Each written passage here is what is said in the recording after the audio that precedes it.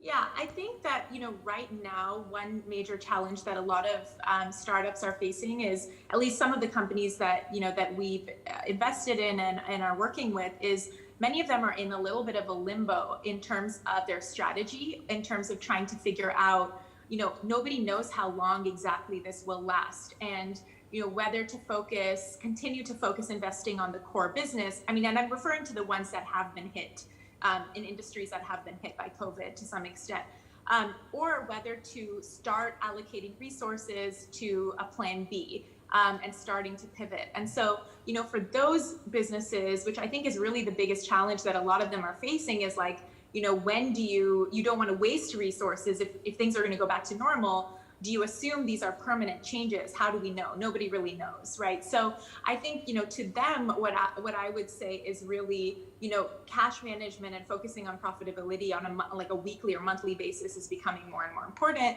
But also just putting resources into that plan B sooner rather than later, I think is a really wise thing to do, because worst case, it turns into an additional service or additional product offering. And if it doesn't work, you can always, kill it and move on to something else. But it's best to really listen to what the market is telling you, what customers are telling you, and invest those resources early. So, that's what I would say on that topic. GLOBIS